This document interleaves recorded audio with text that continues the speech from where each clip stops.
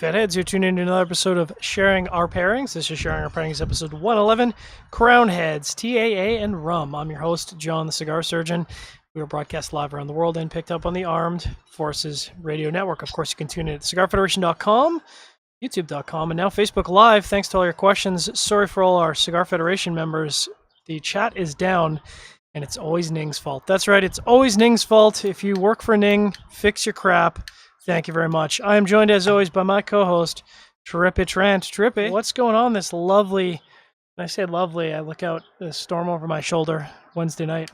I mean, it's lovely here. It's like, I don't know, 65, 70 maybe. It says 70. But it was a hot as balls weekend. It was 106 at one point, I think. It was real hot. But it was dry heat, you know. It was dry heat, man. Yeah, it wasn't that hot here in the weekend, but it was certainly toasty. I mean, we hit, mid 90s, and I was doing a big cigar event on Monday, which was delightful. Apologize for the wind there. We'll try and filter that out. As you can tell, I am in the middle of a lovely, lovely storm. So hopefully... it's just our luck with this show. Every week it's something. It's always something. But nobody's really here to listen to me whine and whinge on. Really, they're here partially because, it's a pairing show, but partially because we have a very special guest who's returning after a very short period of time. So, it was a good first episode. Barry Stein, our good friend from the Cigar Authority. Brother, how are you? Going good. It was probably a good show because I was half a bottle in when we started last time. That's the best show. Today I'm pacing myself, so we're only 3 glasses in. Yeah, it is. It is very much, the show is all about pacing, especially when if we do 58 minutes, it's one thing, but then when we do an after dark segment, that's when we get flat out incoherent. So yeah, I was pretty incoherent by the end of the last episode, so it happens. But of course, we are pairing TAA cigars, and Barry, maybe you can talk a little bit about that. Have you been down to the TAA as a retailer? I haven't been down as a retailer. For the first time in my life, I've had the pleasure of working with the TAA retailer, and as a blogger that also works for a TAA retailer, I don't think they would take too kindly of me being down there. It's never really been a blogger-friendly trade show, but each year 11 to 13 manufacturers come out with limited editions, exclusive for the Tobacconists Association of America. Crowned Heads always continues to be one of the most popular, and with Tatuaje, La Flor Dominicana, Christoph, my father, the list goes on and on and on. It's good company. Yep, but this is the only company whose initials of their actual release come out to TAA, the Angels Anvil, which happens to be TAA. And it was created on a story from John Huber about a fallen angel. Nice. Now, just to be different, of course, because you got the new hotness, you are smoking the 2017, the new release. Is that correct? That is correct. It has a Havana wrapper, undisclosed binder and filler, measures 6 1/4 by 52, retails around 1070, and I think 190 for a box. And only 1,000 boxes of 20 were produced. I'm on mute because I'm getting blown away here. Before the show started, I was telling Tripp, I'm jealous that you guys have whatever the word is, that you're able to hold on to your cigars. Yeah. And smoke them a year later. Me, I buy a box a week, that box is gone. So.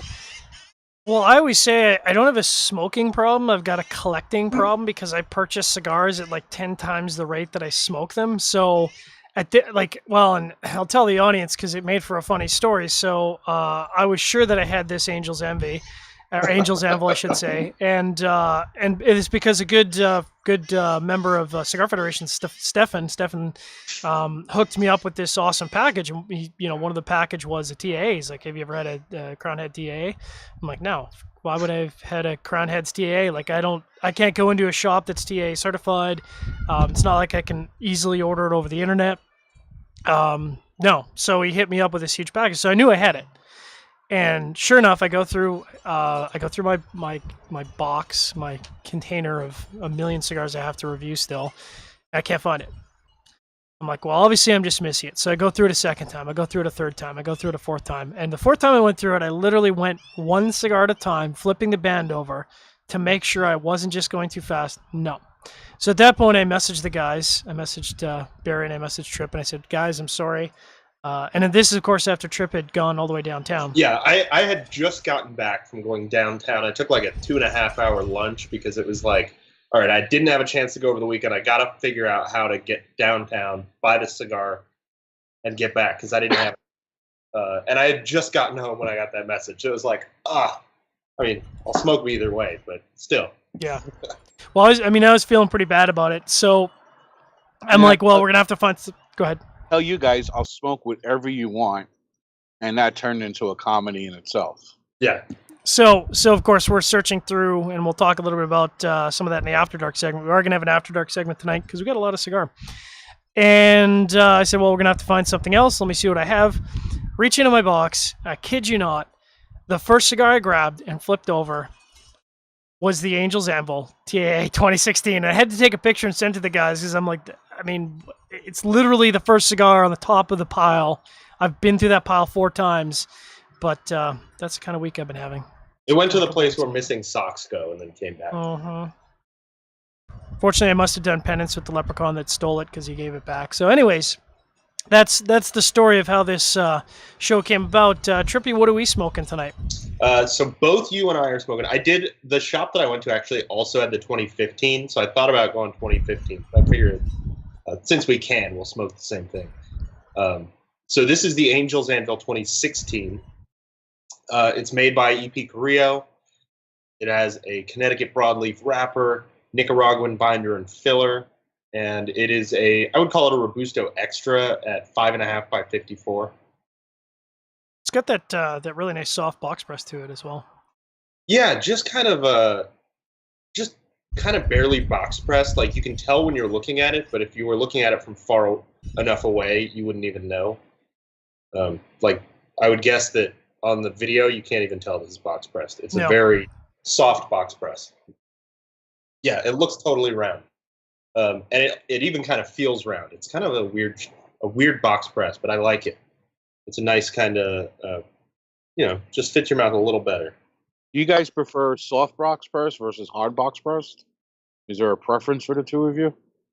I really like the look of like a sharp box press, but I find they don't usually smoke as well for me. Like I get like air gaps sometimes when they're too sharply pressed, like the La Flor Dominicana factory press back when they made those.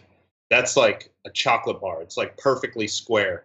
And I feel like I am like sucking in air when I take a draw from one of those because there's just like, I don't know, my mouth can't seal around it or something. So I know this is terrible. Like I keep catching myself like, why did you say that, man? But I think I prefer soft box press in practice. Yeah, I think and maybe that's just because I'm so used to the Cuban soft box press that I've kind of got accustomed to a soft box press. But overall, I love the fact that it's obviously a special, unique cigar, but also the fact that it's box press on top of that. That's kind of takes it that extra mile for me. I mean, it's very comfortable, and I have to say, I've only smoked 3/4 of an inch, and I should probably slow down because I'm kind of raging on it already. But it's got that signature Cuber, that I kind of have gotten used to from his portfolio. It's got that little bit of like just a hint of spice, a little bit of chewy leather. It's got some great creaminess underneath it. Like this is just a nice, medium plus, great cigar. And if I had these in my shop, these would sell like hotcakes, easily. And yeah, I remember personally the 2015 having a bolder, stronger flavor than the 2016. So the 2016 I find to be much sweeter, milder. I wouldn't call it mild, lower end of medium. But it has that sweetness, some cedar, some maple that actually pairs well with rum. Yeah, and it's funny because, I don't know that, like, we were talking about coming up with something, limited special for a pairing, and we all kind of wanted to do rum pairing because I know, Barry, you love rum. We love rum. And we haven't done a rum show in quite some time. So it just kind of naturally, organically happened that it happened to be the Angel's Anvil. And it just so happens that, I mean, I've been cheating. I don't know about you guys, but I've been cheating. And so far, so good. The first rum in this cigar is, if we just stopped right here and I didn't get rained on, I'd be having a good night. I've been cheating a little bit with just the first rum, and it goes really well with it. But I have a sneaking suspicion that my last pairing is going to be the best one. We'll see. And as usual, you guys are going 3 pairings. I'm going 2 pairings. And they're similar enough where I think I should be consistent all the way through. So. Yeah, I think so. I think we're all kind of in the same ballpark in terms of the style of rum. None of us are sporting a Bacardi or anything like that. And of course, don't try this at home. We are professional drinkers. So don't try this at home. As we say, drink better, but drink less. Even though we don't necessarily practice it, we absolutely preach it.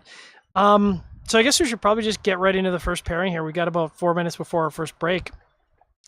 Like I said, I've been sipping. So I'm just going to kick it off here, and I'll talk about the details of this rum after the break. But this is the Ron Cubay, straight back from Cuba. It is a Reserva Especial, the 10-year rum. And I got turned on to this by a very special friend in Cuba who hooked me up. She gave me a great advice on this rum. She said, if you like agricultural rum, this is an excellent one. It's a kind of a blend between an agricultural rum and an industrial rum, which is absolutely my jam. 40% ABV, and it's definitely that rum color. I mean, there's nothing special about the color. It kind of looks like rum, smells like rum. Smells delicious. So, Trippy, why don't we talk about your first pairing? So my first pairing, which, again, we'll talk about after the break a little more, is one that I've had on the show before. I think the same show where you had that Ron Cubay, Havana Club 7, which is kind of as far as Havana Club goes, it's kind of the starting range for their sipping rums. Barry, what are you drinking first? I'm something a little easier to find in the States than what you two guys are. It depends, actually, we live. I'm going with Ron Zafra, and it's 40 alcohol by volume, 750 milliliter bottle, 80 proof, and looks like rum, smells like rum, definitely tastes like rum. And it's amazing how many people I run into and I tell them I enjoy rum, and everybody thinks Bacardi, which you mentioned earlier. But there are some great sipping rums out there, and I think Ron Zafra happens to be one of those. Yeah, there's a lot of great rum out there, and I would say it's one of those things. We talked about Scotch and blended Scotch and the proportions of blended Scotch that are sold in the world versus single malts, and I think I could probably safely say that 95% of the rum in the world is probably blended, which, hey, I like a good blended drink. I will not turn down a mojito or any kind of other blended rum drink. But if I'm tasting a really nice rum, sometimes I'll throw a little big ice cube on top of it. But a sipping rum for me is kind of my happy place with a cigar. I don't know about you guys. Yeah, I'm kind of the same way. And like Barry said, like before I started really getting into rum, I thought that rum was like, Bacardi Gold was the sipping rum. And I just thought, like, why would anybody drink that with a cigar? And then I started discovering like the Flor de Cañas and the Ron Zacapas and Zaya and stuff like that. And it was like, oh, because rum is really good. It's just a lot different than you kind of expect it to be, which is kind of the same way with, I'm sure there are people out there, there are certainly people that I've met that are like, yeah, I don't like whiskey because they don't like Jack Daniels. And people who say I don't like Scotch because they tried Johnny Walker Red one time and weren't a fan. And it's just kind of the same kind of thing where if you smoked a backwoods and didn't like it, that doesn't necessarily mean you're not cut out for cigars. It's just that you're drinking or smoking the cheap stuff. Barry, what were you going to say? Well, I was going to go into a little bit of the history of the Zafra, but I don't know if you want to hold on to that. But the one big thing about, like, if you go into a cigar bar, there's like 50 million scotches to choose from. And a lot of cigar bars don't realize, or it's not so much the cigar bar, it might be the end user, realize that there's so many different rums from so many different countries. Yeah. And some of them have Cuban backstories, like the Zafra is actually blended by a former rum master at Havana Club in Cuba. So he left the island. Wow. He's living now in, I think it's Panama, and he's blending the Zafra. So Yeah, well, we'll absolutely get back to the history of that because I'm actually really interested to hear how that went. But quick hits before we take our first break. I think the 3 things you absolutely need to stock if you're doing a cigar bar: Scotch or whiskey. Period. Rum isn't. If you don't have some high-end top shelf rums, you're doing it wrong. And a really good Especial machine, along with someone who actually knows how to pull a proper shot. Those are the 3 requirements because I'm going to be having one or all 3 at your cigar bar. So you better be stocked up. So we'll take a quick break here. Do remind our audience that you are tuned into Sharing Our Pairings, episode 111, Crowned Heads, TAA, and Rum. We are joined by our very special guest, Barry, from the Cigar Authority. If you aren't subscribed to the Cigar Authority, I don't know what you're doing with your life. You better go out and subscribe because it's available on all the podcast catchers around the world. While you're at it, subscribe to us as well.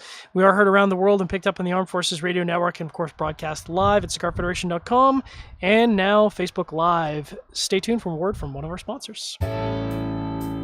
Brought to you by Gurkha Cigars. Gurkha Cigars, makers of the world's finest cigars. Try the 93 rated Heritage featuring a Rosado, Ecuadorian Habano wrapper, Nicaraguan binder, and Dominican, Pennsylvanian, and Nicaraguan fillers. Blended by Gurkha's blending team at American Caribbean Cigars, it is hand-rolled Nicaraguan, available in 35-count boxes. Talk to your local B&M about the Heritage today, or talk to them about other fine Gurkha cigars. Whatever your taste preferences, Gurkha has a cigar that's right for you.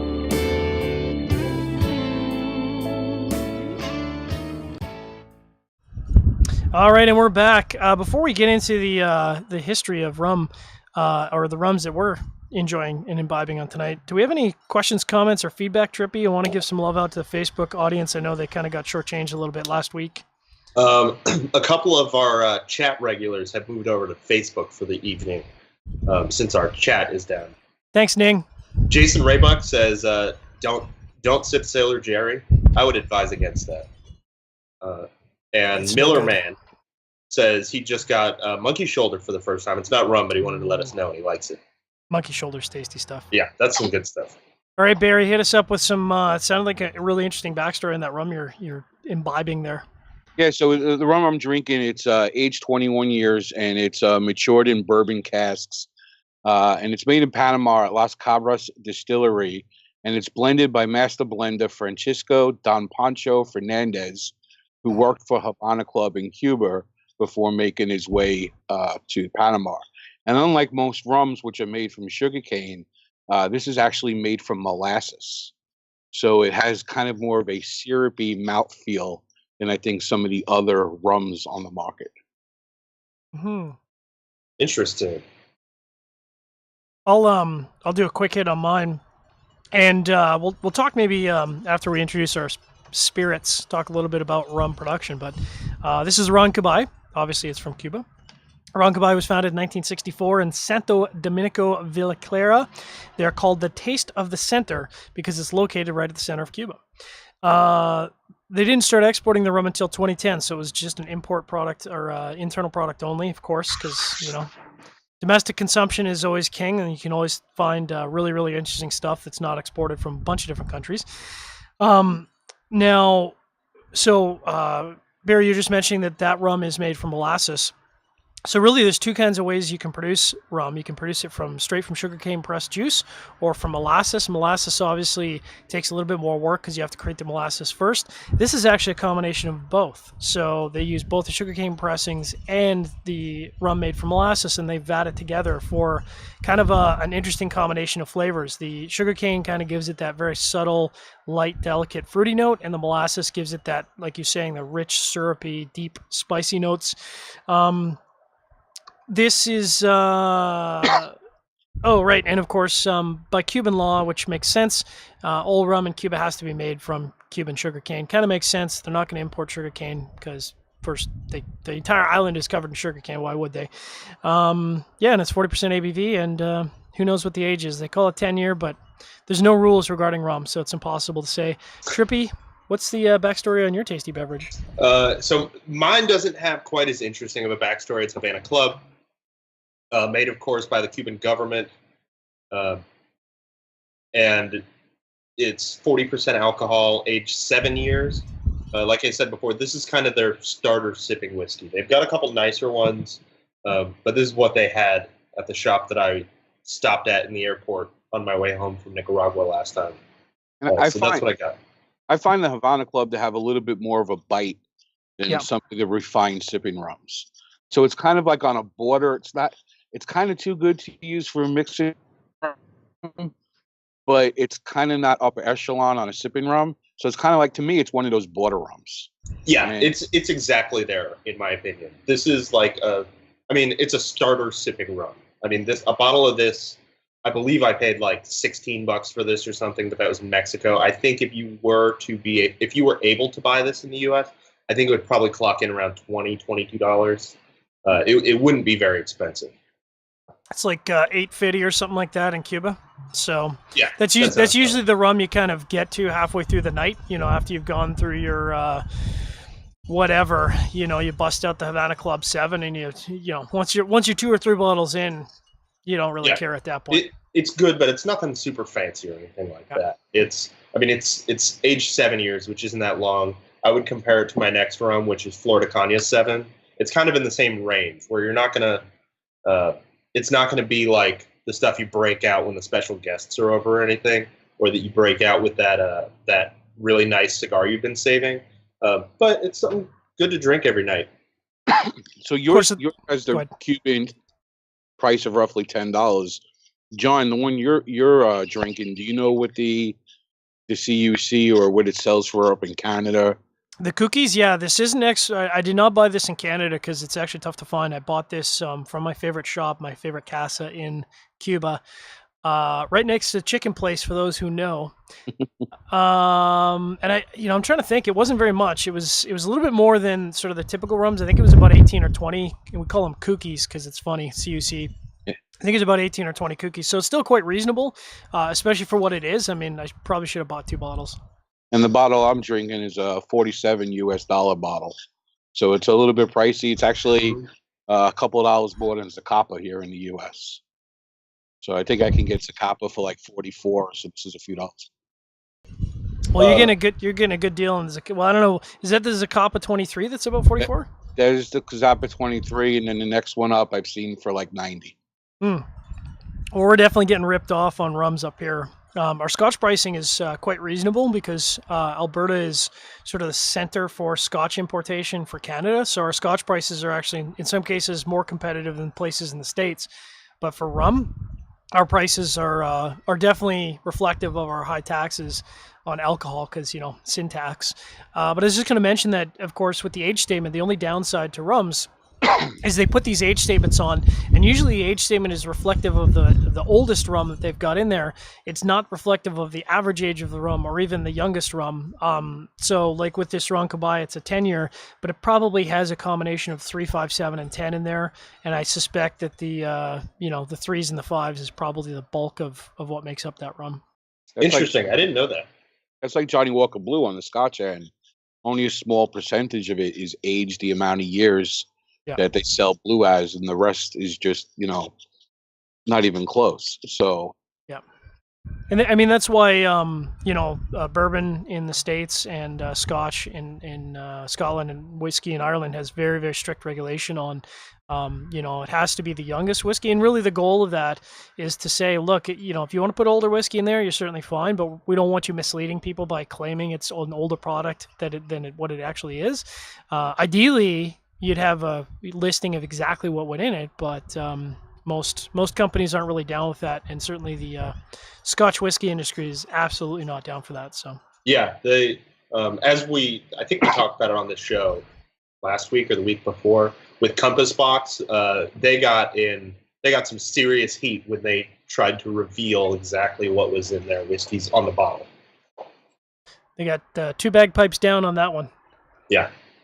And I forgot to go through my tasting notes of this. So this, despite being kind of like a, lower end, everyday kind of rum, I find it goes really well with cigars because it's got like some leathery and some tobacco kind of notes right on the forefront.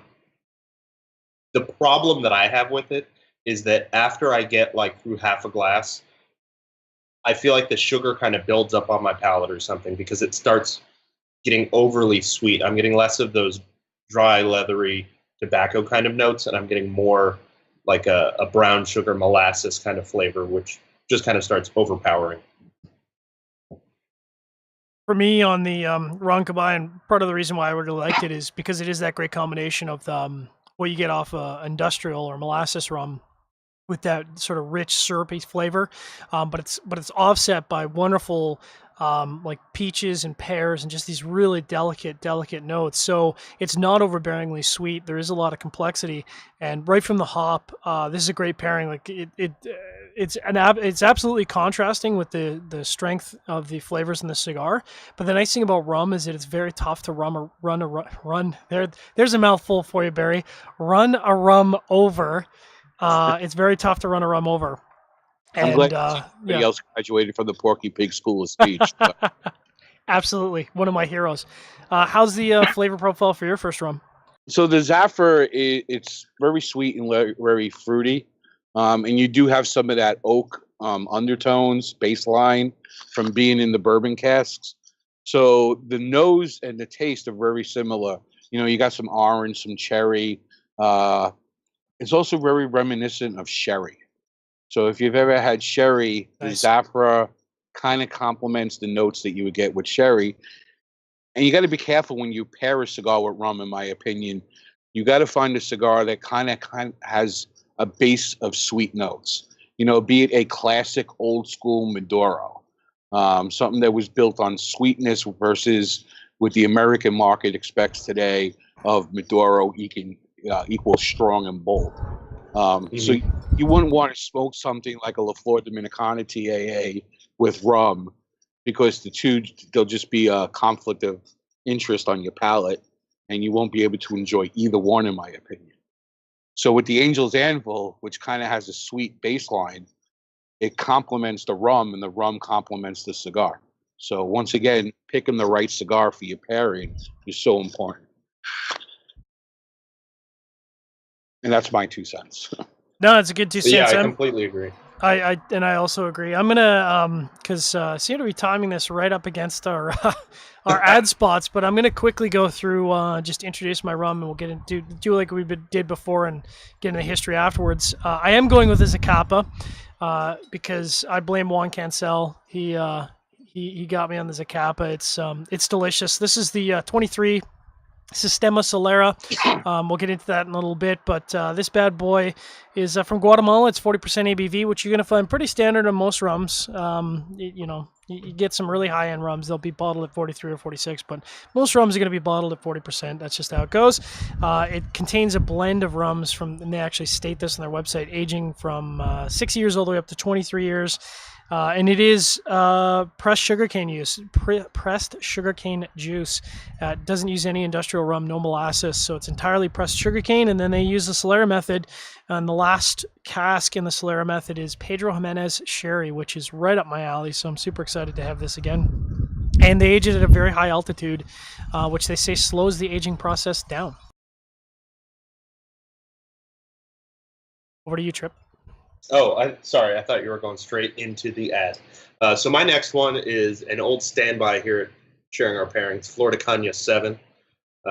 This is kind of, as I said before, this is, in my opinion, this is kind of the perfect rum if you don't want to spend $40, $50 more on a bottle. If you want something that you can drink, just kind of daily, you can use it as a mixer if you really want. I like to drink it just straight or maybe over ice. It's, of course, Nicaraguan rum, aged in bourbon barrels for 7 years.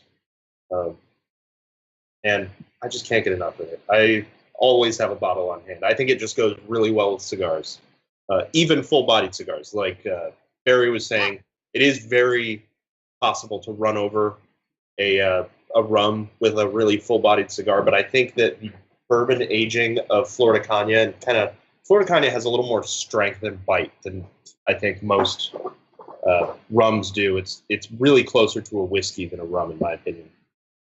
To me, it's the perfect rum to pair with a Nicaraguan cigar. Absolutely. Both have that bite. Some people say it's because of under fermentation of tobacco. Maybe they do something similar with the rum in the aging process that keeps a little bit of that bite in there. And to me, the two really complement each other well. I drink 3 rums regularly: Zaya, Zafra, Zacapa. I'm all about the letter Z. All the Z's. I knew one of you guys would be drinking Zacapa, so I'm sticking with 2 rums. But my Zafra has ties to Zacapa. The person that used to import Zacapa is the person who went out and created Zafra. So there are ties there between the 2 brands. Nice.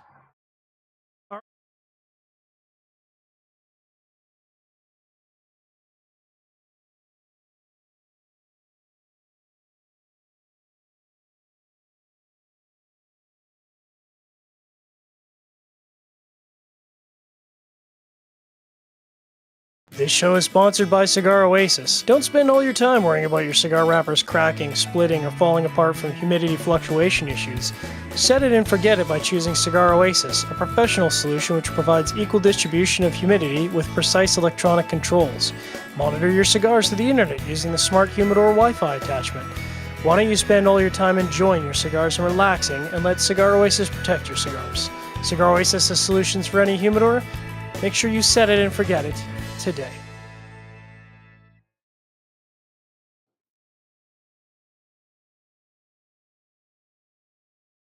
Of course, in order to talk, I need to take myself off mute. That's the downside of having a really strong side wind here, is that need to turn the mic off. We've got about a 27 mile an hour crosswind here, which is not too bad. We've had some crazy winds that have been up to 65, 68 miles an hour, just like normal, no storm wind, which is kind of crazy. So Zacapa, fantastic. Everyone knows Zacapa. Everyone should know Zacapa. Great rum. This is my first bottle because, I don't know, I like rum, but it was a few bucks. I think I paid up in the 80, 90 ducats for this here. Oof. So it's a few bucks. Zacapa was created in 1976. They are owned by the giant Diageo, who seems to own everyone these days. And Zacapa was created to celebrate the 100th anniversary of the town of Zacapa in Guatemala, which is kind of cool. And they say that Zacapa is a work of art, an expression of patience, richness, quality, and master blending, aged to perfection in the highlands of, there's a word that I'm just going to completely slay, so I apologize to all of our Espanol speakers out there. It is Quetzaltenango. Sounded good. You get a 10 on effort. Thank you. If you just say it fast enough, I find it, no one can tell the difference. Zacapa develops its complex flavor and characters 2,300 meters above sea level in the mystical house above the clouds. That's interesting because I'm sitting at 2,300 meters elevation right now myself. 40% ABV. Talked about the blend of rums finished in a Pedro Jimenez, and I'm getting some of that Pedro Jimenez for sure because the rum itself is being an agricultural rum, so pressed from sugarcane juice. It is very light. It is very delicate. What's interesting is, and this is where a lot of people get torn, is you look at the color and you think, okay, this is going to be a huge rum, the darkness of it, kind of like when people look at dark cigars, they think, oh, this cigar is going to be really, really heavy. Well, it's not. It's very delicate. It's very light. It's not very sweet. It's very fruity. But that Pedro Jimenez finish gives it that nice, rich, stewed fruit that I get from sherry, and a little bit of spice to finish off. And I find it's a nice counterbalance. Gives the rum a little bit more character than maybe it would have if it didn't have that Solera finish in it. How about you, Trippy? How's that? A little bit more about your rum. Well, I was going to read the bottle, but I forgot I bought this bottle in Nicaragua, so the entire bottle is in Spanish. Nice. But I can say it says that it's aged in white oak barrels for aroma and exceptional flavor. Not just regular flavor, exceptional flavor. Not just regular flavor, exceptional flavor. But onto the tasting notes, I'm getting kind of a weird, dry finish that maybe is complemented or created kind of by the flavors of the cigar that I don't usually get with this. But it's a little bit on the sweeter side compared to what you're probably drinking and compared to the Havana Club. But then it's got that vanilla and the smokiness that a bourbon has. And I find that it reminds me a lot of a Manhattan but with some rum influence. It's got that stewed fruit and the smoke and the vanilla that you get from the bourbon cask. But then it's got that sweetness that you don't get from bourbons really very often at all. And I think it goes really well with the cigar. It kind of backs up the sweetness of the cigar a little bit, or backs it off. So the cigar is not quite as sweet, but you get more of those kind of chocolatey, leathery flavors. Do you remember what you paid for it in Nicaragua? I believe $10 a bottle.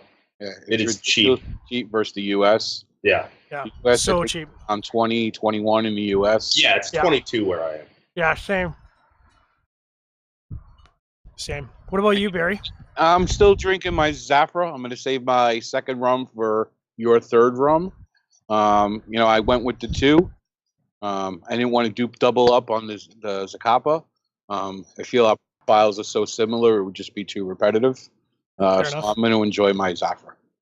How is that Angel's Anvil treating you? This is the first time I'm smoking any of the Angel's Anvil. And I have to say, this is outstanding. I can definitely see where John might have wanted to get something that was a little bit more full body, but I could also see the flip side of that of, the moment you make your cigar a little bit more full body, you're cutting off a lot of that audience who maybe doesn't like that.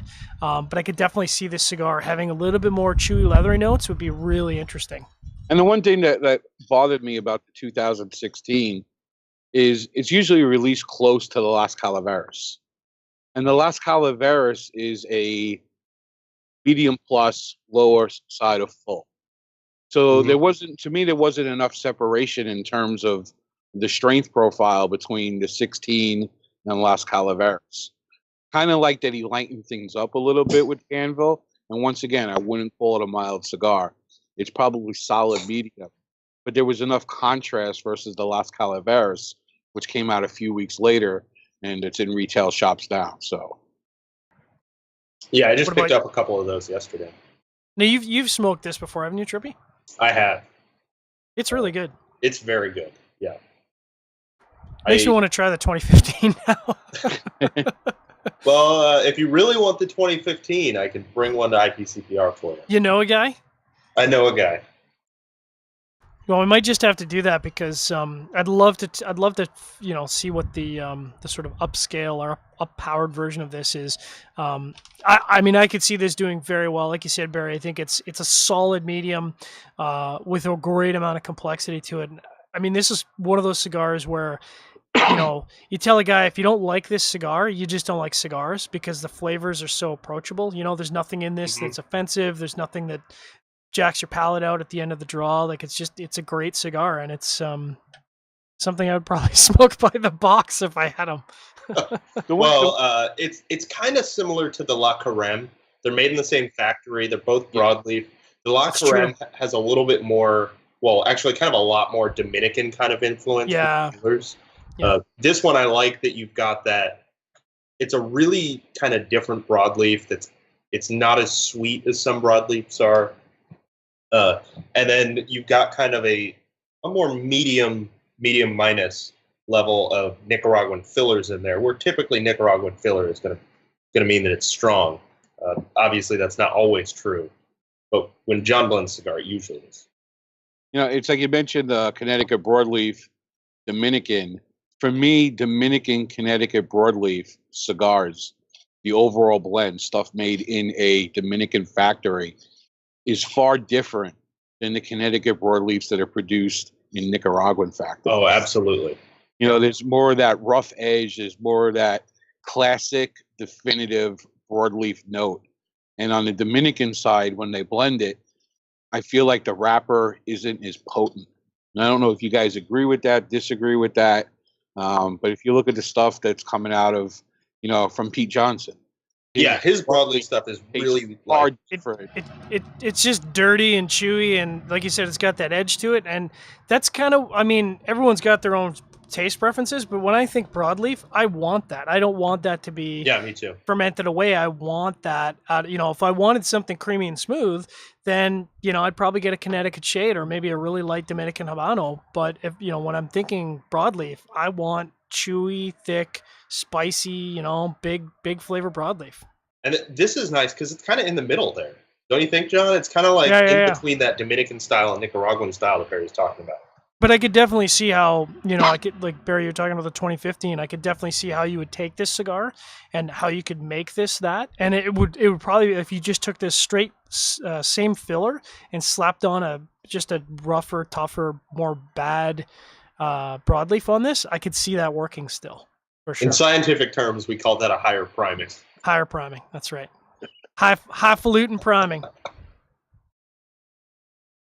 One of them Ligero broadleaf instead of the Viso broadleaf or the Trippy, how we doing for audience questions, comments, feedback? We haven't got any more. Get off your butts, people. They only want to chime in when things are broken. They don't want to chime in when things are working. Yeah, exactly. You ever notice that people want to complain more than they want to do anything? Oh, of course. Do I ever? It's human nature. It's human nature. So I'm gonna just jump right into my third and final rum because it's something special, and I gotta find a way to get a sample of this to Barry because I feel like Barry, you might cream your pants on this one. This is the Maestro Seleccion de Maestro from Havana Club, and this is my bucket list. Yeah, mine too. This is probably one of my favorite rums because it's so different from and that's the same way I am with whiskey. I want something that's a little bit different than everything else in the market, and this is absolutely different than everything else in the market. I'll hold it up. You can see. It's a lot richer. It's a lot darker. Again, the color doesn't necessarily tell you, but if you can see the legs on that bad boy, I mean, it is thick, and there's a reason for that because the Maestros Selection is 45% ABV for starters. And what they do is they go through multiple vattings and multiple agings. So they start out with quote unquote they consider the most exceptional rums they have. They go through that, vat them together, which is a blending process where you take the casks and put them together. They age it for a second time. They go through and they find the most exceptional quality rums out of that release. They vat them together for a third time and then re-age them for a third time, and this is the result. And if you're a hardcore rum guy, it might not be the right rum for you. If you want something sort of on the sweeter side, this to me is like the whiskey of rums because it gets into that character where it's a lot more complex than most rums. It's a lot different profile than most rums, and I find this is kind of that switching point for a lot of people between, do you really like high-end spirits or do you just like your occasional sipping rum? And this is kind of that rum that decides that for people. Trippy, what do you got for your third and final spirit of the night? So I've got something I wasn't familiar with, but I bought it anyway because I don't remember if I was looking at the Zaya or the Zacapa, and they were all out. Or it might have been the Zafra, actually. This is, I forgot the name. It's 1888, but it's Brugal. Brugal 1888. So, yes, it's a Dominican rum. And interestingly, just like the Florida, actually all three rums here are 100% Spanish on the label. Nice. There's no English on here at all. Actually, yeah, it says imported by in the government warning, but that's it. But through my rudimentary Spanish learning, I was able to decipher that this is aged in bourbon barrels for 8 years, then aged in Oloroso sherry casks for 6 years. And this is kind of, from my understanding, I couldn't get a ton of information about Brugal. They have a website, but they don't even have this really advertised on the website at all. But from my understanding, this is kind of their high end, which isn't super high end. I mean, it was $40, so it's not crazy expensive or anything. But they say that it was blended to be kind of a whiskey drinker's introduction to rum. So I'm excited to get some sips into this because I like bourbon, I like sherry, and I like rum.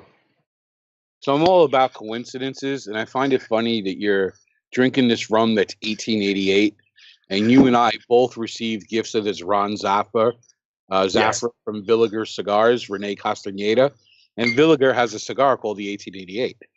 Oh, they do, don't they? Coincidence? I think not. So for thanks, Rene, for that. For this, I know the 1888 on this signifies, I believe, when they started the rum distilling. Oh, and actually, that reminded me that this is also double distilled, which is not something that I see often in Interesting. rum. Yeah, not on a rum. And see, you and I were both drinking our third rum, my second rum.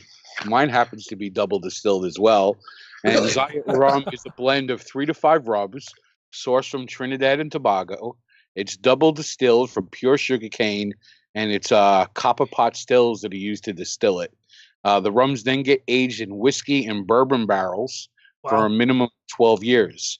Now, Zaya rum was originally made in Guatemala, and then they switched production to Trinidad. Some people feel that the rum changed. I've been drinking Zaya for probably close to 10 years. I haven't really noticed a change. And I went and I looked at other blogs, and some people swear that it's not as good as it once used to be. But it's a good entry level, pure sipping rum because it's only $28 a bottle here in the US. It's extremely sweet. If it's too sweet for you, then I would recommend going to the Zafra or the Zacapa. And so that's what I'm going with. I'm going with the Ron Zaya 12-year aged blended rum. Nice. I'm excited to hear more about that. I want to remind our audience you are tuned in to Sharing Our Pairings, episode 111, coming up on our 3-year anniversary. That's right. We are the only show dedicated to pairing cigars and spirits and other things. This is our 3-year anniversary. This is the Crowned Heads TAA and Rum Show. I'm your host, John the Cigar Surgeon. We are joined by our special guest, Barry Stein from the Cigar Authority. And of course, my co-host, Trippy Trend. Please stay tuned for a word from one of our sponsors. Show brought to you by Drew Estate. Until June 30th, if you're a Drew Diplomat member, you attend a rewards program event and make a promotional purchase, you will receive a Liga Privada Velvet Rat. You'll also be entered to win a Drew Diplomat pewter ashtray, mega standing ashtray, or the Swag Closet Humidor, dubbed the Divorcinator. All these products were built and designed by Drew Estate Subculture Studios. If you're not a member, download the Drew Diplomat app from the Apple Store or Google Play Store today. We'll save that for another time. Roger We can that. talk about that after. Yeah. We can talk about that after. We are, of course, tasting some delicious rums, and I can tell you, boy, it's been a while since I've cracked this Maestro, and I've missed it. This is 100% the sort of merging of what a rum is and what a whiskey is, because the spirit just has this wonderful complexity that I typically get from like a Glenfiddich 15, where you get those stone fruit, which I don't typically get a lot in rum. The alcohol content is certainly stronger, but it's definitely balanced, so it's not overpowering the spirit. It's got a wonderful, like stewed strawberry finish to it that just lingers wonderfully. And it's because of the body of this whiskey, I think it's standing up to this cigar really nicely. And I'm kind of finding I'm taking a puff, taking a sip, taking a puff, taking a sip, instead of some of the other rums where I was taking a puff and then taking 2 or 3 sips and coming back to the cigar. So good experience so far. How about, how's that last rum going for you, Trippy? Very good. I can see this being. I can see why they call it a whiskey drinker's rum. It's got a lot of Scotch influence. Like the rum itself, I feel like is very dry. I get a lot of sweetness from the sherry, and there's some like sort of caramel hard candy that I would typically associate with a Scotch. It's way more complex than I expected it to be. I got to think about it a little more. I don't know if you guys are familiar with the candy sugar daddies. They used to be I'm like not. They used to be like on a lollipop Yeah. stick. So That's exactly what I get from this. okay, and when I'm drinking, tastes exactly like a sugar daddy. Very strong vanilla and caramel notes. And I wouldn't recommend mixing this with something, but it would probably mix really well with cream soda. There's just that creamy vanilla note that the rum itself actually tastes like a non-carbonated cream soda. What about vanilla bean ice cream, or would that be a sacrilege? You know what? I could picture dropping a scoop of vanilla ice cream in my rum. It would probably work really well. Little adult dessert, nothing wrong with and that. I got vanilla ice cream in the freezer, and right after the show, I'm going to go and try that. So, All right, so now that I've thought about mine, yeah. there is so much sherry influence. I don't think I've ever actually had a whiskey that had this much sherry influence. There's a lot of sweetness from the sherry and kind of an aromatic kind of flavor that I can't really describe. I'm not sure exactly what it tastes like, but it's very good. I would recommend this rum with a cigar. Moving back to the Zafra, I know you were lucky enough to get a bottle from Villiger as well, from Rene Castaneda, who I used to work with at Miami Cigar. Shameless plug. Have you ever had the Zafra before? No. I was gonna try a little bit of that in the After Dark. You're gonna find a little bit of that same sherry note, I believe, in the Zafra. Okay. I dig it. I'd never had a sherried rum before, I don't think. Oh, I guess I've had Zacapa. Unfortunately, being up in Canada, I sometimes miss out on all the goodies, and this is one of the goodies that so I'm gonna have to give Rene a hard time when we get down there. I'm sure he's a very classy guy. He'll probably apologize to me.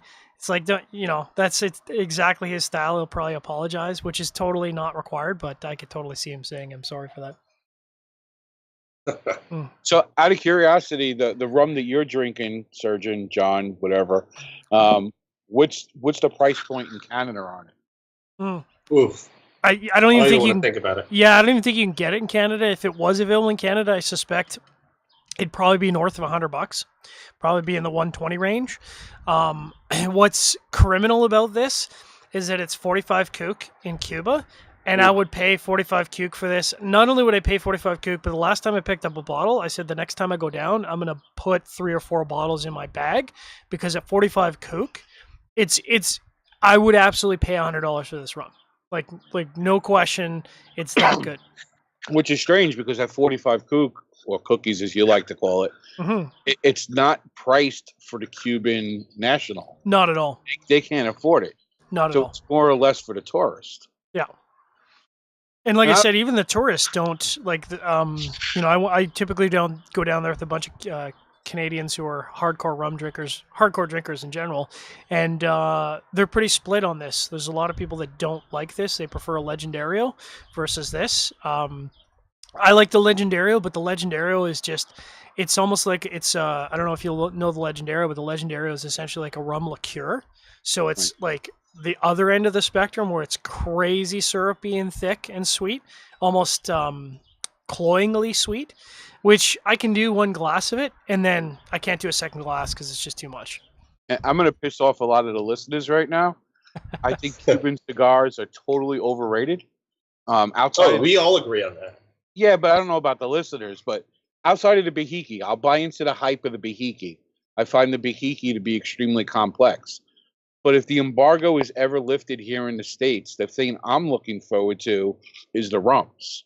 Because the rums are considerably different than the rums that are produced, in Guatemala, in Trinidad, in Panama, in Dominican Republic, and even Nicaragua with the Flor de Cana. That's what I'm looking forward to. And then when you get to cigars, I'm looking forward to the people like, if Pepin's able to work with Cuban tobacco with his Nicaraguan farms. Oh yeah. I'm looking forward to the mix. But Cuban cigars themselves, I find far overrated. Give me the rums any day of the week. And you know what's funny about that? And we'll get more into that in the After Dark, but I would take a Cohiba 1966 over Cohiba Behike any day of the week. Like, there's no question that, to me, the 1966 is the far superior cigar. I was lucky enough. I got to smoke the first run of the Cohiba Behike, which was significantly different than the Behikis that followed. Oh, really? But to me, that original Behike that I paid $120 for U.S. in Israel when I was bodyguarding a client was probably one of the best cigars I've ever smoked. But the Behikis in years later, give me a Nicaraguan or Dominican any day of the week. But I think first release was incredible. I think a lot of people in the States, and again, we can get more into this in the After Dark, but I think a lot of people in the States take for granted the level of quality and control that non-Cuban cigars have of their cigars. Like someone was saying the other day, just the level of quality control. Yes, someone was posting the other day about plugged Cuban cigars, and I said, like, when's the last time you think of you got a non-Cuban that was plugged? And honestly, I cannot recall. I mean, I can remember some with some tight draws, but I honestly don't recall the last time I smoked a non-Cuban that was like genuinely 100% plugged. It just doesn't happen. When I went on my honeymoon, I bought a box of Ramon and Lone's Special Selection. It's the one Cuban cigar that I like as an everyday smoke.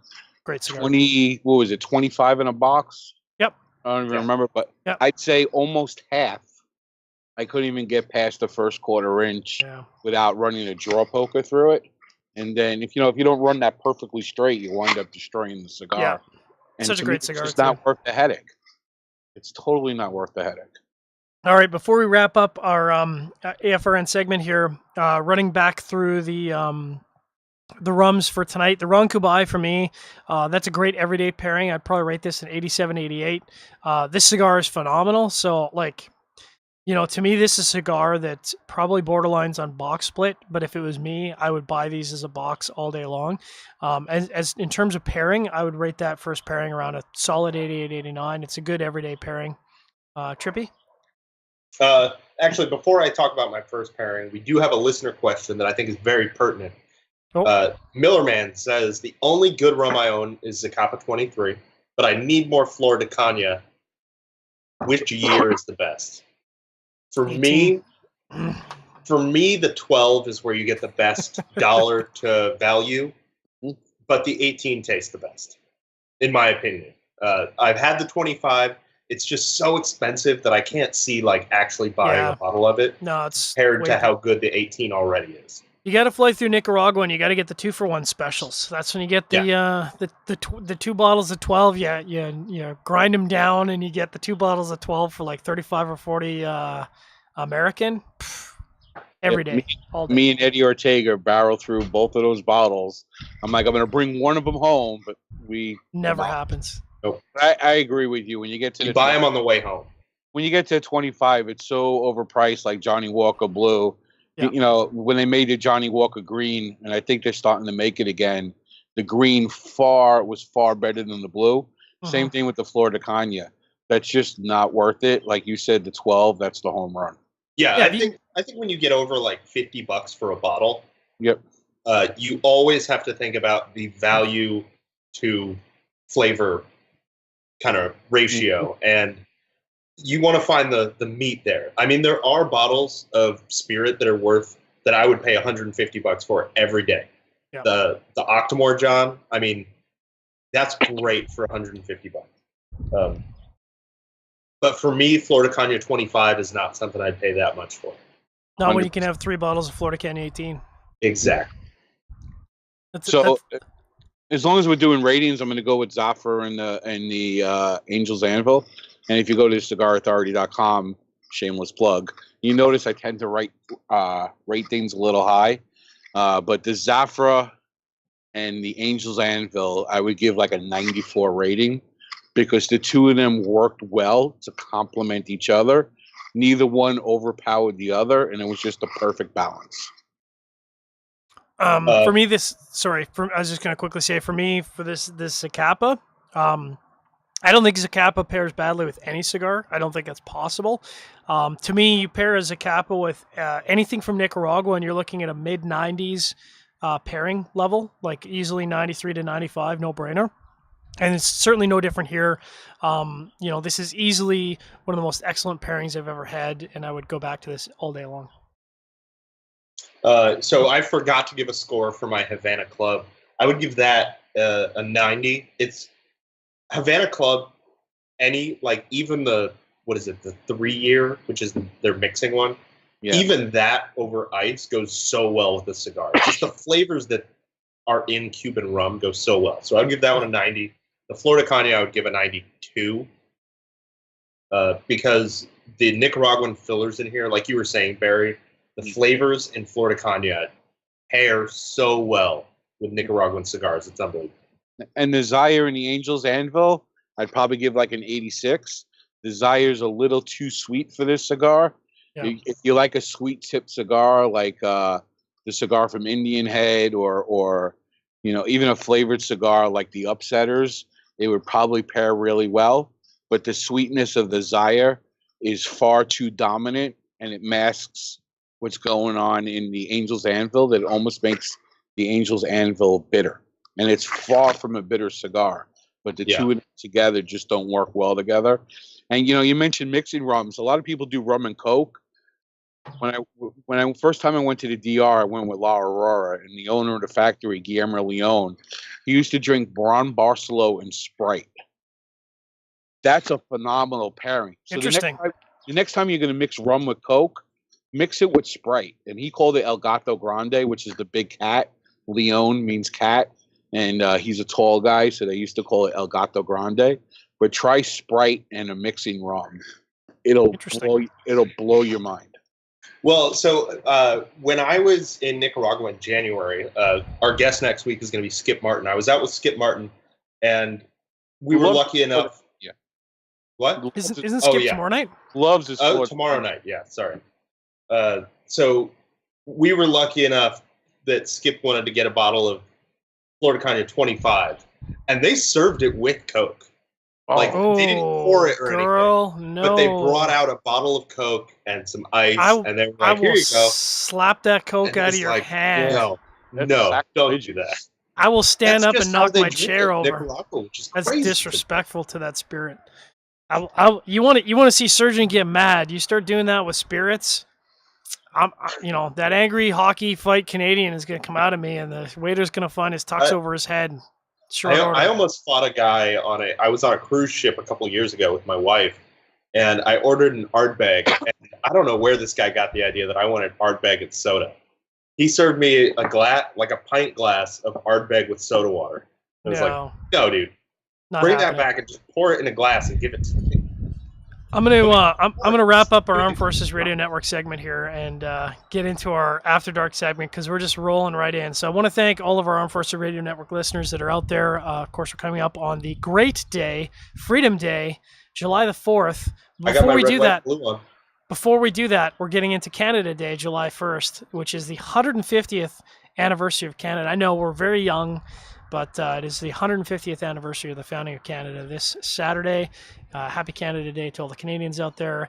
Happy Independence Day to all the Americans out there, which is the bulk of our listeners. Hope you guys have a great July 4th. For all of our Armed Forces Radio Network listeners out there, hope you guys have a chance to have some rack time, some downtime, enjoy a good meal, and really some peace and quiet on July 4th.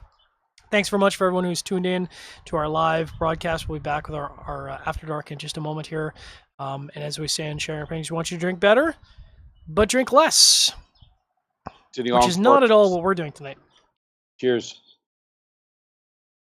So, Barry, I'm absolutely going to have to get a flask / tasting container of this Maestro to you because I think you are the kind of guy who, because you appreciate fine rum, I think this will absolutely desperately make you want for a bottle from Cuba. I tell you what, if you want to send it, I'll make sure Ed finds you on the trade show floor.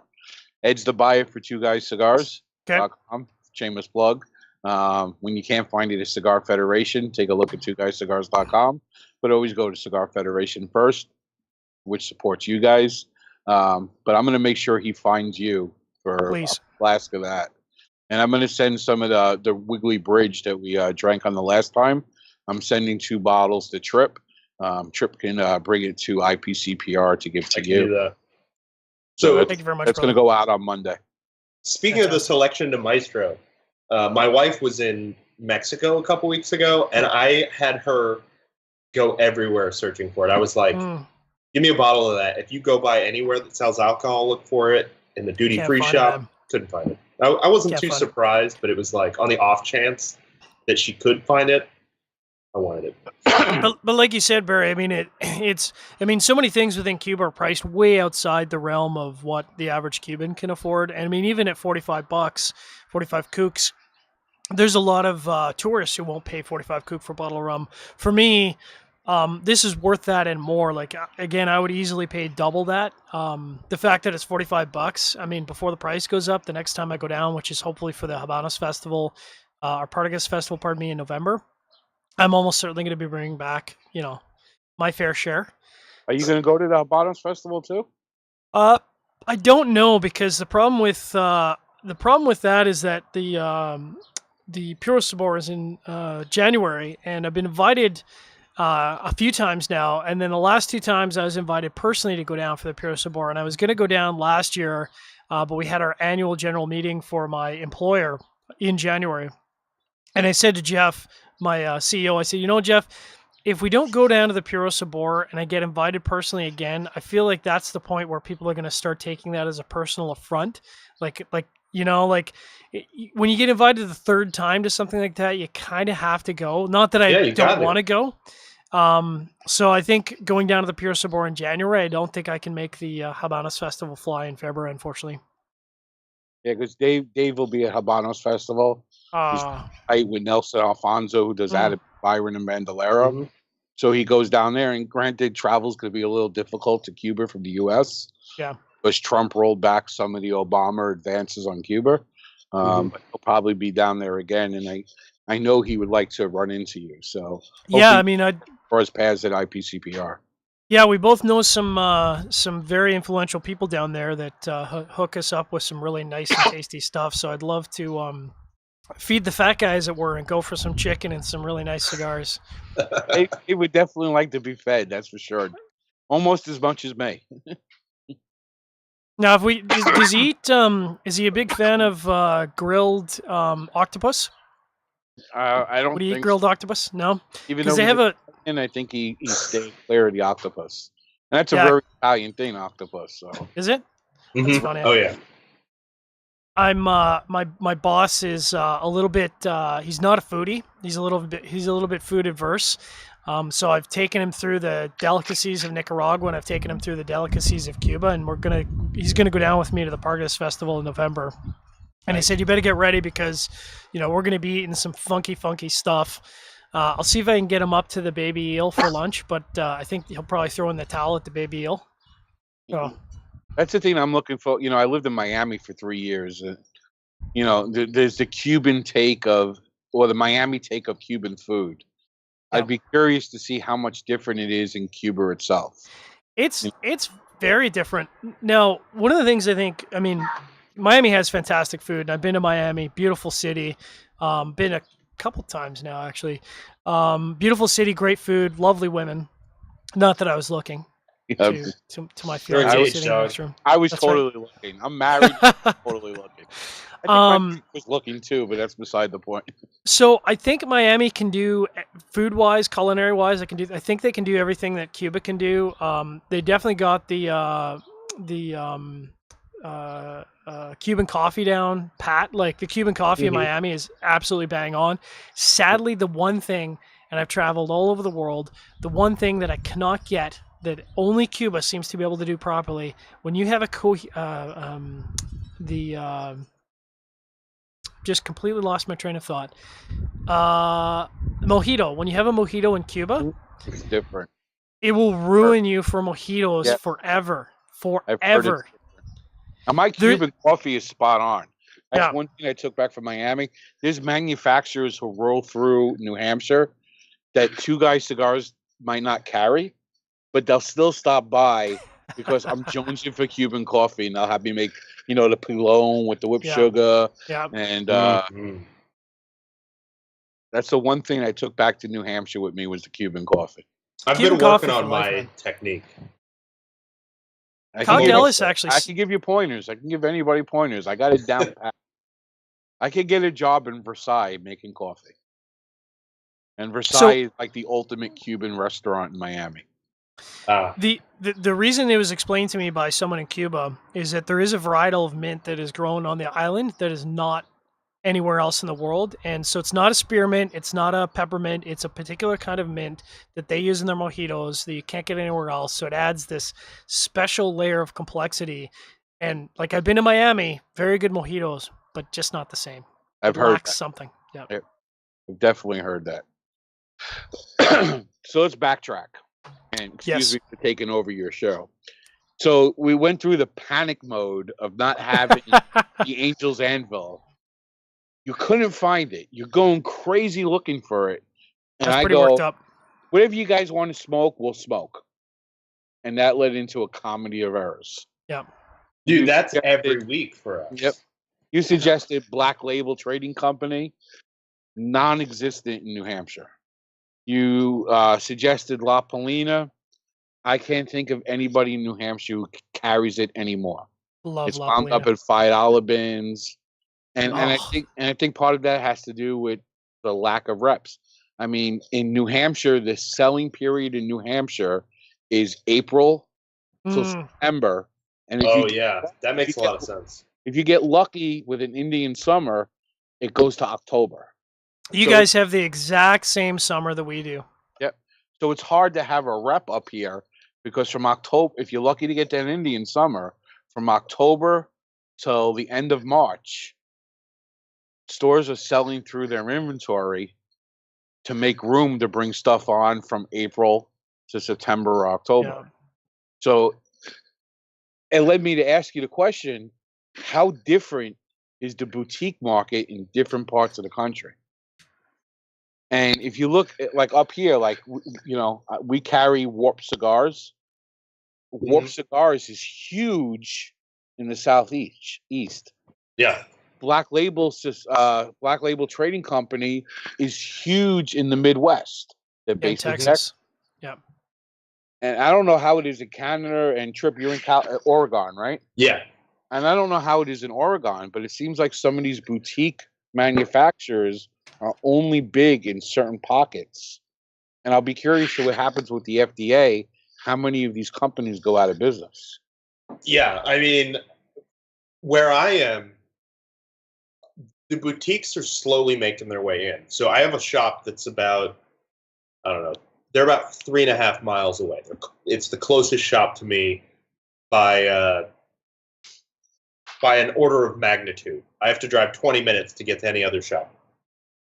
And they are, they're called Cascade. Okay, I'm not familiar with that one. They are a Perdomo shop.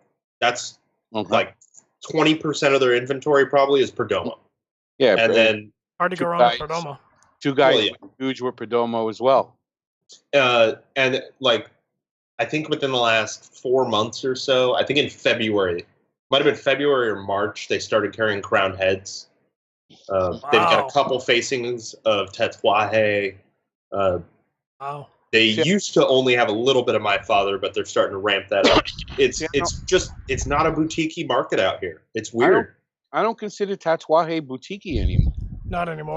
Oh, I don't either. They're pre-predicate date. Yeah. So they'll survive FDA. My Father, the same way. They're coming back out with Vegas Cubana. Oh, I loved that cigar back in the day. I remember when it first came out. I owned a cigar shop in Brooklyn, New York, and Glenn Gluten, and I don't say this derogatory, he was a dwarf. He comes in and he says, "This guy is going to be the hottest cigar maker on the market," and he convinces us to take 3 lines, one of which is Vegas Cubana. We sell through the first order like fire. Was it Vegas Cubana, the blue, what used to be purple label, and it was the red label, the El Rey de los Habanos? Yep. Yeah. And we flew through it like fire. And then we take a second order, and on the shelf, every single cigar unraveled. Oh, no. Man. This guy's going to be nothing. He's going to be nobody. This is pathetic. We sent it all back. We never ordered again. And now here we are. Pepin is one of the biggest players in the cigar industry. The same thing happened in Nicaragua. I mean, he made his cigars in Miami for the first several years that he was around. Yep. When he started in Nicaragua, somebody was telling me at Puro Sabor, like, he would be out there plowing his fields with an ox and a manual plow, and they were like, "Look at this fucking guy. He's like this old guy. He's crazy. He's never gonna make it." And now he's one of the biggest names in cigars. Yeah, and AJ Fernandez seems to be following that same path. Yeah. I think AJ Fernandez took a page out of the Pepin handbook, and he's now doing the same thing. Now, my biggest concern with AJ Fernandez is he's making like these cigars. He did a Monte Cristo. He did a Gaspar. And they were all good. They're all really good. I wanted to hate them. They're all good. I didn't like the Gaspar. The Gaspar was the lowest rated cigar I gave this year on the CigarAuthority.com. I haven't had the Gaspar, but everything else I've had, and it was like it was very good. My personal opinion, it was brutal. But now my concern with AJ Fernandez And I love Pete Johnson. He was the first guy that really embraced me as a cigar blogger. Pete seemed to do all these limited editions that it took away from his core lines. It feels like AJ Fernandez is doing all these cigars for other people and it's taken away from Last Call, New World. Yeah, I feel like people are forgetting about his stuff because he's doing so much stuff on the big stage that people forget about his little stage. Just taking a step back, because I didn't get to address it, but you'll find this funny, Barry. Up here in Canada, in our shops, we have Black Label Trading Company. We have Mombacho. I wish we had Protocol Cabarcanio, but we don't because, costs too much to bring it in. You gotta get Byron up there if you like the yeah. Mombacho. I was confusing it with the other guy from Costa Rica. Yeah. De Crossier. No, not that guy. A different guy. Okay. Mbambe. That's it. Yeah, he makes really nice cigars, and those would be priced way out of the market up here. What was the other brand you mentioned earlier? And I was laughing because we have it on the shelf up here. Warped? No, we don't have Warped. Boy, Warped would make a killing up here. Yeah. How far back are we talking about? We were talking about it when we were talking about cigars that we're looking for boutique to have on the show, and I was thinking like half of those were. It was La Polina, Black Label. Black Label. Those were the two we really spoke about. We have Cattle Baron, we have La Polina. So we actually have. It's funny. We actually have a reasonable selection of Cattle Baron is just south of the border of you in Montana. Yeah. Or Wyoming, one of those. When as far as tobacco goes, it might as well be 1,500 miles because the barrier is, do you want to go through the laborious process that essentially is the FDA type of process for Canada and pay the money per line to have that brought in for a market that essentially is the size of New Hampshire. And it's like a lot of guys don't go through that, but we've got Epic, we got Mombacho, we got Black Label Trading Company, we got Cattle Baron. We got a crap ton of Casada up here, which is fantastic. We got lots of La Flor Dominicana. We got Tatuaje, L'Atelier. So it's funny because there is that boutique market up here, and the boutiques do well for the boutique customers. But I think it's the same for any shop. The average consumer that comes in doesn't go for the Black Label Trading Company. They don't, until you educate them, they don't go for that. They go for, they go for the Camacho, they go for the CAO, they go for the Rocky Patel, because they know that cigar and that's what they buy. My biggest complaint about BLTC is all their bands look exactly the same. And I have a hard time telling the difference.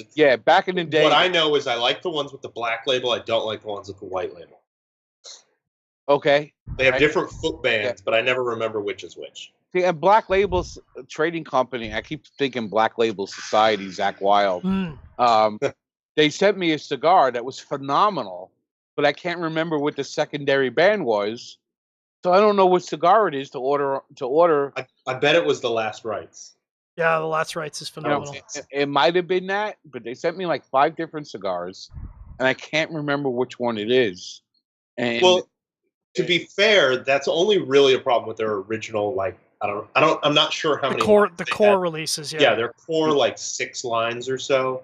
Since then, everything has a unique band, even though they are kind of similar. I feel like you would probably lose your mind over the Bishop's Blend, Barry, because that's a cigar good. It's so good. Like, I hate to go gaga over a cigar brand, but it's so good. See, that was one of the cigars you mentioned that we smoked today when you couldn't find the Angel's Anvil. Mm-hmm. I'm not going to find it.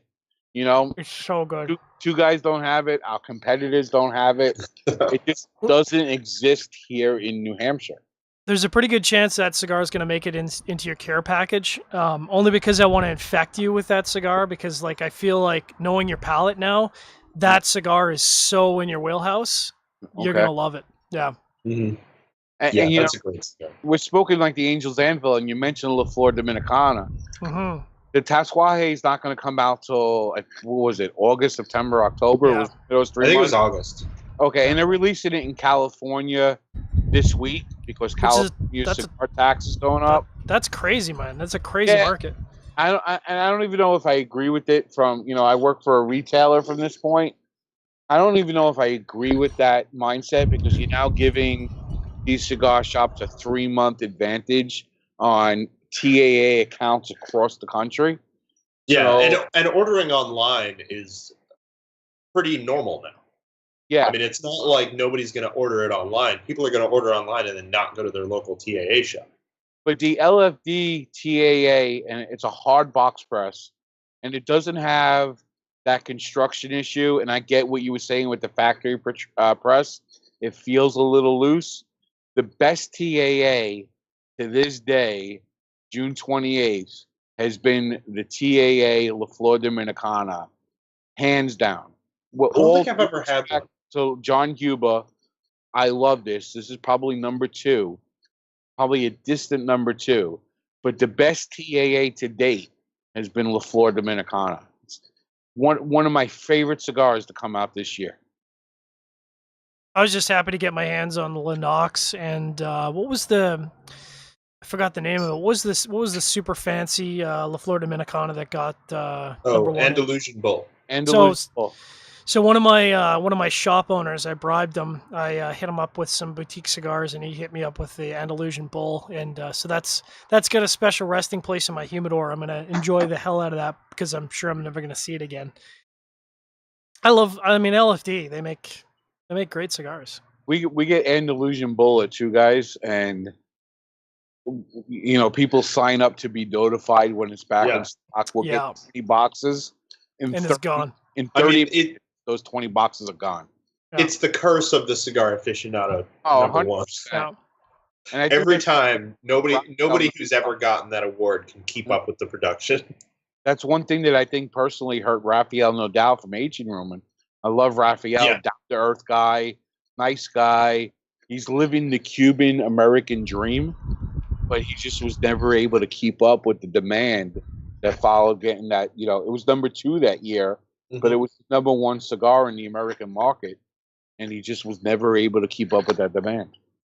Well, no, Skip's talked about the double-edged blade of being on the cigar the list, and like he basically said, look, if you're not a key account already, and you only want that cigar, you can go pound sand. And Skip tells it like it is. He's like, listen, you don't want to carry our core blend. You're not one of our accounts. Like we have lots of great accounts.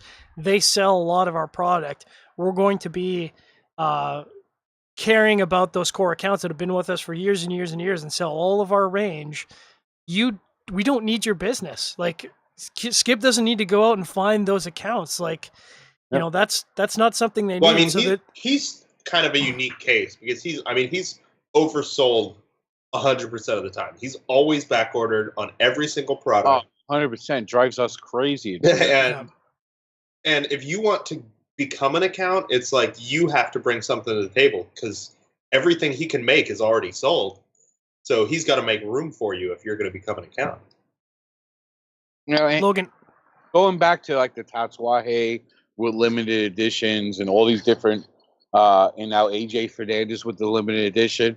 I look at Facebook and you got like, Cigar Cartel and all these different sites. Everybody's all about Wanderlust.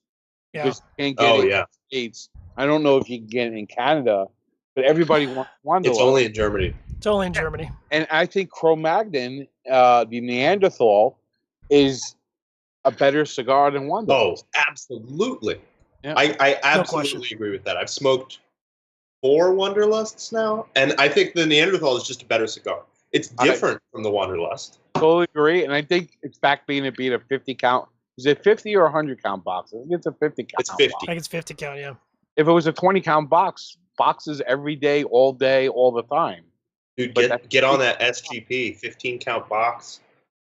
Oh, forget it. It would sell all day, every day. Yeah. Bring that up to Skip tomorrow when you have him on. No. That's the thing. The SGP, it's like a, I think it's 4.5 by 50. I want to say, or 4.5 by 48 or so. Yeah, those come in 15 count boxes. If they came in that size, they'd sell all day, every day. Yeah, I mean, the Wanderlust was good. Don't get me wrong. It was very enjoyable, but it's tough because Skip has a great core line, and all of his core line are things that I enjoy. Everything's good. And you know, I was kind of since we're in the after dark, I can say it. So my boss was asking me about he was going down in the States, and I sent him a shopping list. And I gave him all the list, and I said, don't forget to get the Neanderthal. And he's like, well, what's the strength level of that? And I said, well, Skip kind of blends from full bodied all the way up to fuck you. That's kind of Yeah. how, like, it's like the Dark Souls of the, I don't know if for the gamers out there, the Dark Souls, like he blends it like he hates you because it's so strong, and yet the flavor is there for Flavor's every so there. step. Yeah. Some of his full-bodied cigars make full-bodied cigars look mild. Mm-hmm. Well, I mean, the first time I still like talk about the first time I smoked a Neanderthal like 2 years ago, and it fucked me up. Like, Yep. I just wasn't expecting that level of strength. It's very strong. And now I can just smoke it in the afternoon and be fine. But Yep. I think it just snuck up on me because it doesn't taste like a crazy strong cigar. Not at all. Which brings up a point. Like you say, you could smoke that now in the afternoon. If you look at some of the stuff Davidoff comes out with, some of the stuff La Aurora comes out with, some of the stuff Aging Room comes out with, even La Flor Dominicana, we look at that as, we're hardcore smokers, Tripp and Surgeon, and it comes off to medium as us, but they bill it as a full-bodied cigar. Yeah. So, like, Dominican full body is far different than Nicaraguan full body, which is far different from Roma Craft full body. Yeah. Roma Craft full body is like the next level. It's almost like he is trying to punish you. But again, I remember smoking my first Roma Craft cigar, and I was like, this is probably going to just blow my palate out. But like you were saying, Tripp, I think what gets you is that you're smoking it and you're like, this is not what I expected. I expected this to. That's my wife. She's worried that I'm getting Hey, Heidi. She's worried I'm getting drunk and stupid. So she's checking out. Stupid. just drunk. It's all right. This is what happens in sharing our pairings. Let it happen. But it does sneak up on you in a delightful way. You don't realize until you get to the halfway point of the cigar that you're like, oh my God, this cigar is ridiculously strong. And to me, that's the correct way of blending. But I agree with you, Barry. I mean, I enjoy really good Dominican cigars, but the mark for what's considered full strength has definitely been compressed more and more and more as the year has gone by. Yep. You look at like I was talking about Cabarqueño the other day, 4 Ligeros in their cigar, and it's like, yeah, it's kind of medium plus, and it's like medium plus with 4 Ligeros, like that's crazy, but that's what the market has become, where the full-bodied cigars are now medium plus, and the full-bodied starts at skip stuff and goes up. It's crazy how much the market has changed. Because if you look at a Maduro cigar back in the day, it was sweet. It was super sweet. Oh yeah, I didn't like Maduro cigars like back in 2004 to 2007 kind of era. I was like, I don't smoke Maduros. They're just too sweet for me. Yeah, I mean, if you look at Jack Serrano, and he's with Serrano now with General Cigar. If you look at the Noventa 90 Maduro, that was sweet as a cigar could be. But now, if you look at Maduro today, be it Pepin, be it Skip, be it even La Flor Dominicana, it's far different than what a Maduro was 10 to 12 years ago. It totally changed, and I don't know necessarily if that's for the better. Unfortunately, you get a guy walking into Two Guys Smoke Shop, you get a guy walking into surgeons' shops in Canada. They see a dark cigar and they're like, I don't want to touch that. It's going to be too strong. Happens all the time. I don't know if that's a good thing for the industry. Well, I mean, that's still part of the perception because it's still perpetuated. I wonder how much social media has changed that direction. John Huber was a guest on John Huber was a guest on the Cigar Authority this weekend, and their initial goal was to come out with core lines, focus on the core lines, but it changed with you had to come out with the limited edition, you had to come out with the cigar like Las Calaveras, You had to come out with a cigar like the Angel's Anvil. And I wonder, and social media, if you take 100% of the cigar smoking population and you put that onto social media, 10% of that 100% is on social media. Yeah. And I wonder how much social media has dictated that dark needs to be strong. Because if you look at social media, if you looked at social media, 90% of the cigar smokers will smoke full-bodied cigars. Yep. But if you look at cigar smokers as a whole, 70% will smoke mild cigars. And I wonder how much social media has hurt the cigar industry. And I'm a cigar blogger. I'm big on Facebook. And sometimes I feel like I'm doing a disservice to the cigar industry because I like the strong cigar. I like the full-bodied cigar. But the masses don't. And it's a slippery slope. Well, I think as long as you can go back and like, I definitely smoke in the medium to full range, but we were smoking some test samples for the shop, and they were Connecticut shade, and they were like an excellent example of what sort of a classic Connecticut was, where it didn't have a lot of overpowering like grassy notes, but it was just that sweet, creamy, buttery Connecticut shade. And I was like, this is what a Connecticut shade is, and this is why Connecticut shade is so popular in the market, because you can smoke this with coffee and carry on with your day and not feel any ill effects. And yet my boss, who is very much in the full-bodied range like me, he hates Connecticut shade. And I said, I think there's been this sort of split in the market where a lot of, like you say, the hardcore cigar geeks are in the fuller bodied range.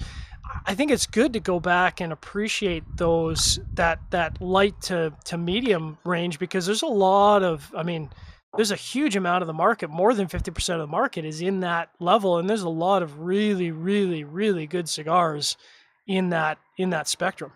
Yeah. Gentlemen, I have to call it a night. It's about that time. Yep. But I appreciate the invite onto sharing our pairings, and hopefully this isn't the last time. I don't think it will. I'm sure Barry. it won't be. It's always a pleasure. So, for those who want to find Barry, it's Barry2Guys on Twitter. Of course, subscribe to the Cigar Authority podcast. It is very entertaining every week. I love watching and listening to Barry bust some balls on the Cigar Authority. It makes me laugh. I definitely get in trouble. But I appreciate the invite. You can find me at Barry2Guys. You can find the Cigar Authority now on iHeartRadio. But I hope this isn't the last time the three of us get to smoke. I don't think it will. This is going to have to be a semi-regular occurrence. I do want to thank all of our... do with cognac. Ooh. Or even... Highfalutin. I like Chilean wine, so we can do one wine. All right. Happy to do that. So thanks to all our live listeners who have tuned into our regular segment and our After Dark segment.